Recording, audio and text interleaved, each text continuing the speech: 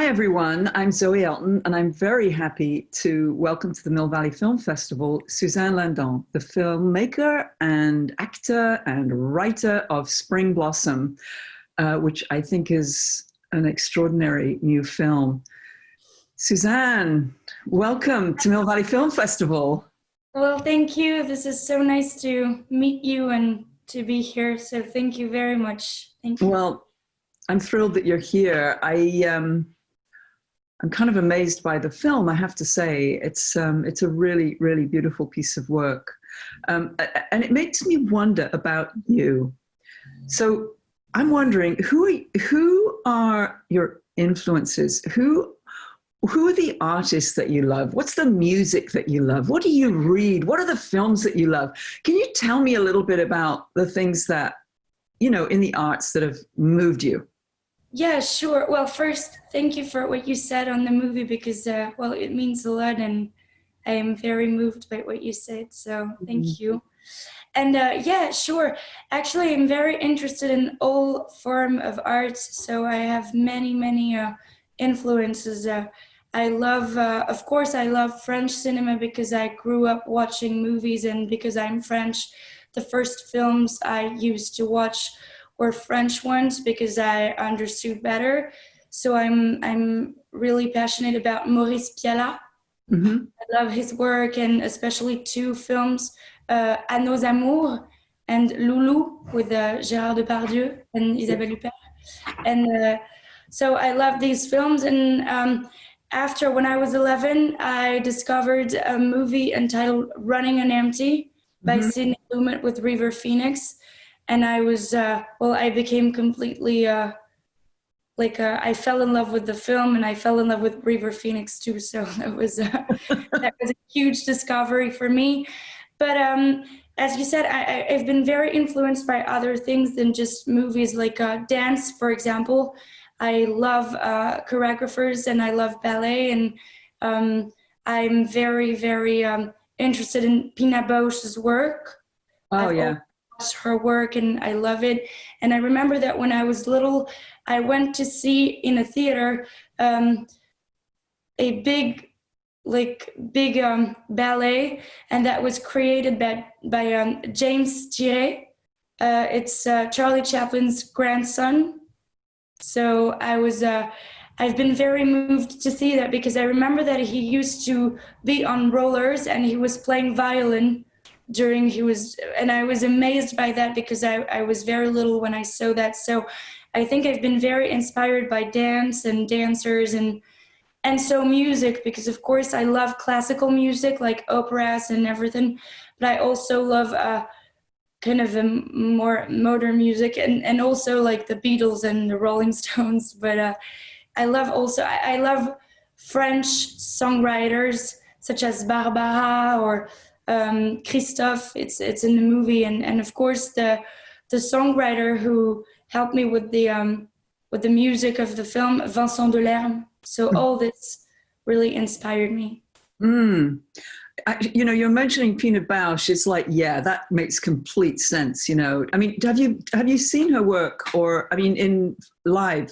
I've been 2 times in the theater to see 2 different pieces of art that she created. The first one was Vol Monde. It's a huge dance with a lot of water, like they're throwing water on everybody, and this is very, very beautiful.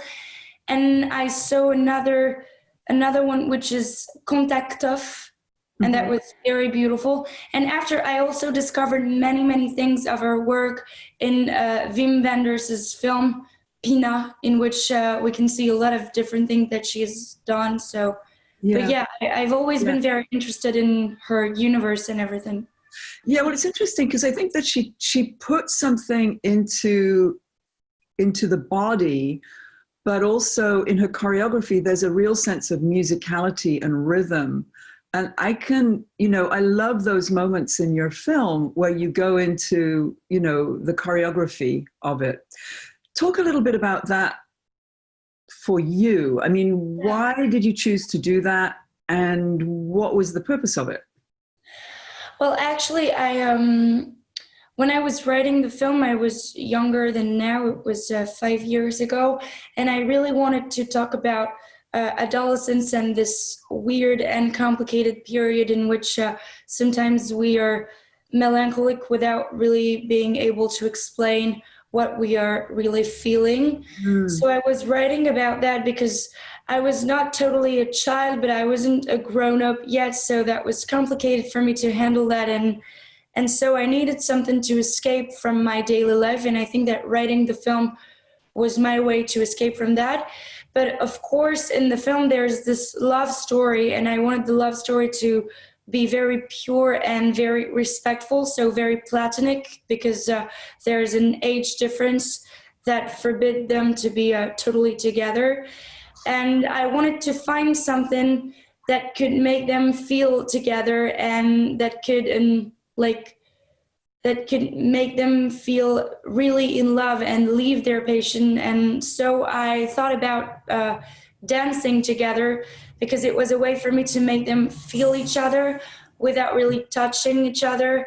And this is the physical approach they have without never kissing or making love or anything. But actually, thanks to those dance moments, I think that I found the way I wanted to express how strong and powerful the relationship between them was. So.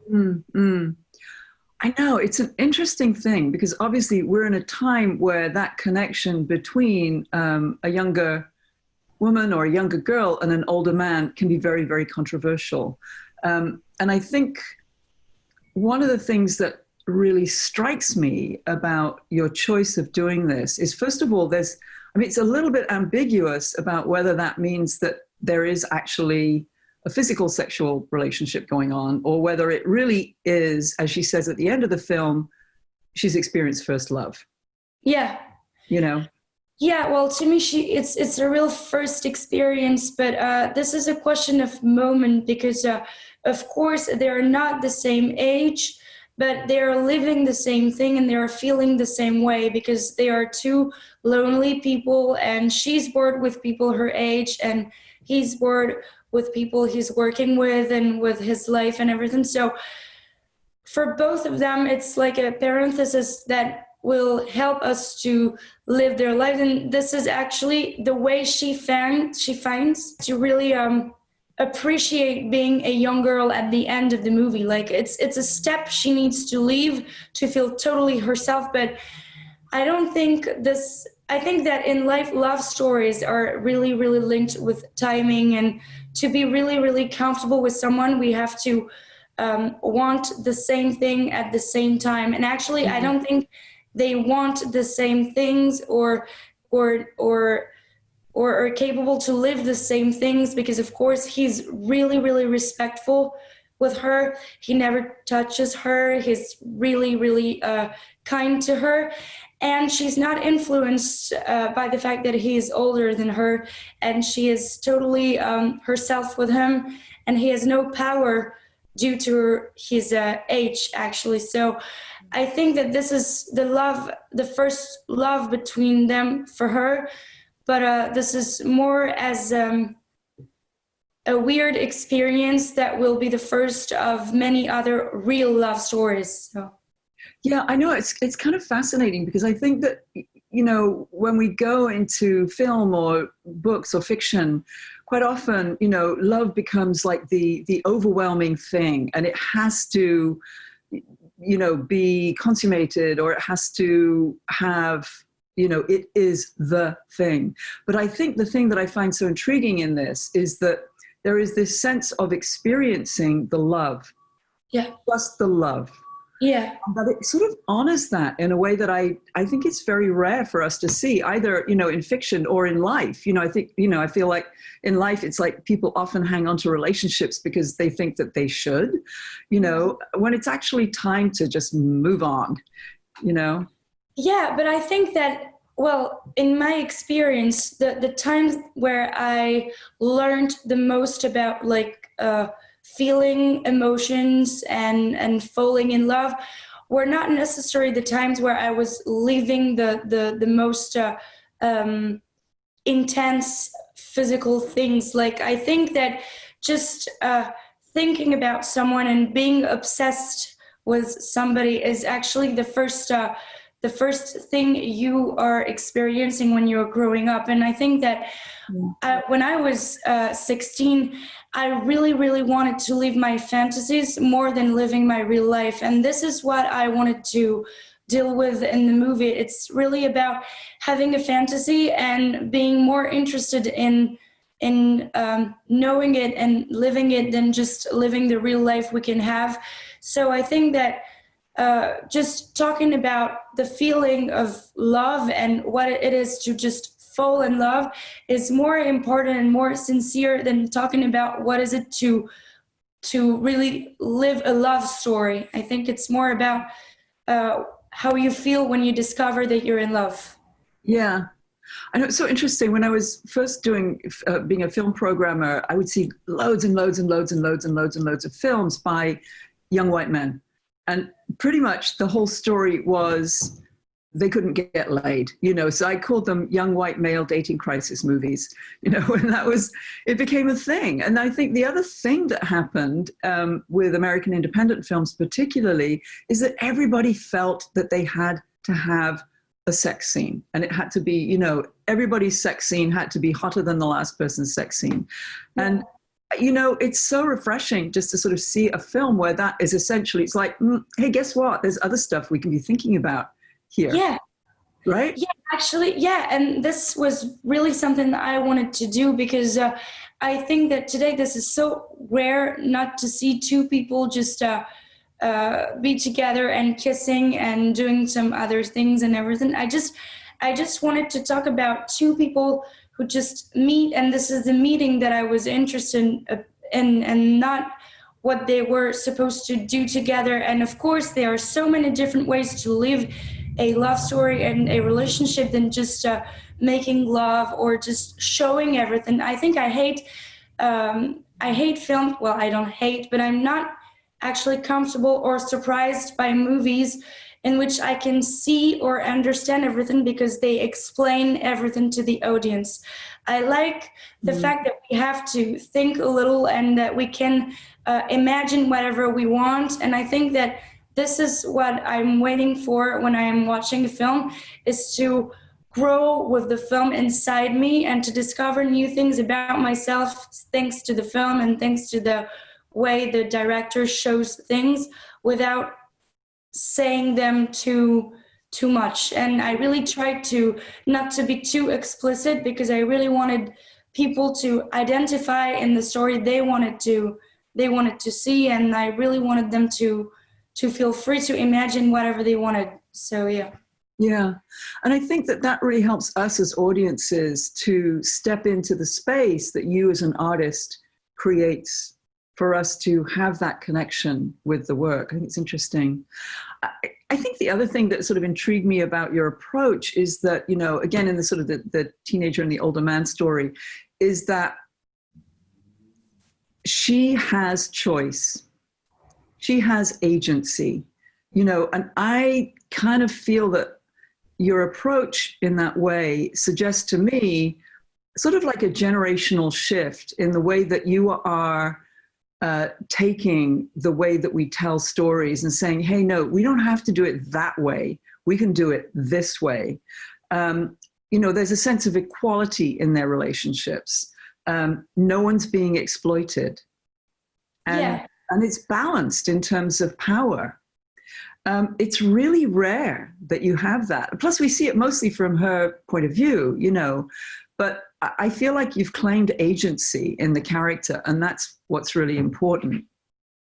Well, actually, thank you, because that was very, very important to me, because of course I was 15 when I wrote the script, and now I'm 20, so I'm very young, and I really felt that I had to talk about this young generation, and I really think that we need change, and we need to scream everywhere that being equal should be normal and should be something that we're used to see or used to live, and this is not the case today, and I hope that it will be as soon as possible, of course. So when I wrote the film, I really wanted the two characters to feel exactly the same way and to be treated exactly the same way. And I didn't want one to be stronger or more, more at ease in general than another. And I really wanted to show this young girl's point of view, because of course I'm a girl, so I know that I'm talking about something I've lived, so I'm more sincere than if it was the story of a boy. But that was very important to me to show that this is not because they are not the same age and because they are not living the same things that they have to be treated in a different way. Like, people have to be equal, and I think equality is the thing that makes them feel actually very close and very happy together, because they are feeling that they have the same approach of life, and they are really nice to each other. And there's a lot of modesty in the movie, because I didn't want things to be too familiar or too modern. I think that I just wanted to not to be too much in the period we're living, because I'm not totally proud of this weird times. That's interesting. Yeah. And it's interesting too, that you wrote it when you were 15, because, most teenage characters in films or in books or whatever are written by people who are much older, and they are remembering it.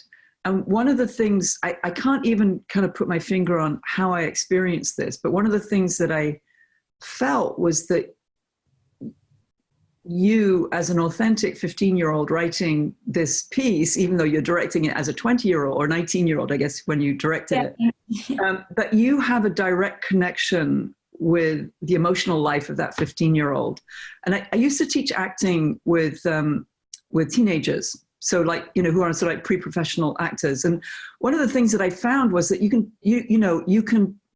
can teach technique, but when somebody is 15, 16, it's almost as though they have like a direct connection with emotion and experience. And then as you get older, it changes, because you're relating your lived experience to the thing that you're doing. And so there's something in this work that you've created that I think captures that moment in ways that I don't think I've ever seen before. Well, thank you. And actually, I'm very happy about what you said, because that was also something that meant to me to talk about something I really knew, because I know that when I'm with my friends and we're talking about coming of age movies or stuff like that, sometimes we just think that it's a little like caricatures, because of course, when we have a certain distance, then we're talking about things while judging stuff at the same time. And I didn't want to judge the age I was talking about. I just wanted to be as sincere as I could. And actually, I've seen that in many stories in which they are teenagers are always rebelling themselves against something, like against their families, against their friends, against specific things. And I just wanted to show the story of this young girl who actually has no problem in the beginning of the film. She's very nice with the other people she's in class with. Like, they're not interesting to her, but they're nice and they're very warm with her. And she has a great relationship with her family. So the starting point and my first idea was to show that she had no problem. And of course, because I was a teenager at that time, I knew that I could tell this kind of story, and this wasn't a lie, because I was currently living this. So I just wrote about things I knew, and I just wanted to show a different image of teenager than we have. This is not because we're changing and that we're not children and we're just growing up, that we have to be in opposition, and that we have to rebel ourselves against everything. being a teenager is more complicated than that. And I think it's this is really something I dared to write about because I was living my teenage years at that time. So it helped me a lot for writing this part of the film. Yeah, I know, it's crazy. I mean, you're now 5 years older than you were when you wrote it. You know, it's like you've now lived, that's a quarter of your life since you wrote it. You know, I mean, if you were doing it now, is there anything you'd change or edit? No, because it took me a very long time. Well, not to write it because I wrote it like in a month during the summer. But then I went to school, so I had the possibility to change things that I wanted to change. Right. But actually, I didn't change anything. I just added the dancing moments because at the in the very first version of the script, that wasn't here. But actually, I think that what I'm very interested in is that I have the same way of seeing teenage years and love stories and everything today than I had when I was 15. So I think that I really wanted to talk about a universal topic, like the first love encounter and a specific age, like being 16 and what is it and what you feel. And I'm really happy because if I think the same as I was thinking before when I was 15, then I can imagine that the universal part of the movie is okay because I can recognize myself in the film I wrote 5 years ago. So right. actually, I'm happy about that. Yeah, you should be. Slightly different topic. So your film would have been at the Cannes Film Festival. How did you get your film seen and considered for Cannes? I'm sure there are a lot of filmmakers who would love to know. Yeah, well, actually, that was in making this film, I really wanted to feel legitimate because my parents are actors, so I wanted to act and I wanted to direct, but I just I knew that to act, I needed to do something bigger than just wanting to do that. And so this is why I wrote the script, and this is why I decided to direct the movie and to do all of this at the same time. So this was actually the same for Cannes. I didn't want my parents to help me, and I was so I called a distributor, and my producer helped me a lot. And actually, they called like another competition in Cannes, which is called Semaine de la Critique. Oui. And it's for the first movies and new directors. So they saw the movie and they were very interested in the movie. And actually, I don't know how this happened, but a certain buzz was created. And so the official selection heard about the film and they said, okay, we want to see that film. And they saw it and they just took the film and they selected it. So I think I've been very, very lucky. Yeah, it seems like you've had a lot of support and along the way. And did anyone ever tell you that you wouldn't, you can't do this, you can't be an actor and a director? I remember Ariane Nouchkine, when, who the brilliant theater director, her father was a film producer. And I remember hearing a story about her being on set when she was a kid and looking at the director and saying to someone, what's that person doing? And they said, oh, don't worry about that. Girls don't do that. And of course, she went on to be one of the great directors of her generation. But I'm wondering if anybody, said, no, don't do all three things. Don't do this. Get somebody else to act. Did you have any people who tried to stop you from doing what you were going to do? Well, actually, at the beginning, I wasn't talking about the film to anybody because that was my secret. So nobody was able to tell me anything because they just didn't know. So that was simple at that time. And then when I start to talk about the film to my friends and to my parents and to my family and everything, actually, they've been very supportive with me. They were scared, of course. They were worried, but they were worried about something different. Like, nobody told me you will not do the same, like you will not do the three things at the same time, it's too complicated or it's too much.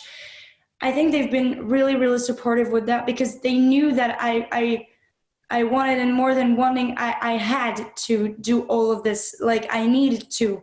So they've been very respectful with this desire of doing everything at the same time in the movie. But they've been worried about the fact that they weren't sure that I could do, that the movie could exist, because we did not have money and everything. So I think that everybody was worried, and I was worried about the fact that I really wanted to make the film, but I had no money at the beginning. And so that was the main fear that everybody had, more than me and doing everything. Actually, I think they've been worried, but that was okay. Like, nobody said anything. So. That's great. That's great. So what did you learn about, or discover maybe, about yourself as a writer, as an actor, and as a director? Those three different things. I mean, do you love them all equally, or do you see yourself, you know, moving into a place where you might do one over the other more? Actually, I think that the first thing I really wanted to do was acting, and this is still something I really love, and that I know that I'm going to fight to keep doing that, because this is where I feel totally free and where I can totally abandon myself. So, but I think that I want to do all of this, and maybe like, I want to continue to make movies, to direct movies, to write movies. I think that to direct, I have to write, because it's too complicated for me to direct a movie that I hadn't written. And this is too complicated to write a movie that I'm not going to direct. So these two things are working together, well, for me. But actually, I think, well, of course, maybe one day I will do another film without playing in it, or I will play in a movie without directing it. So I don't know, but I think that I actually learned a lot about myself, because that was the first time I was actually working. Because before that, I used to go to high school, so that was very different. So I was with older people, older than me, and I had to decide everything, because even though I was the younger, I was the one that everybody had to listen, because that was my film. So of course I was working with a wonderful team that was so great with me, and they've been so helpful, and that was actually the best experience to work with them. But I think that I learned that I love to write, because that was the first time I was writing something. So I discovered that I could write something, like, from the start to the end, and that was a huge discovery for me.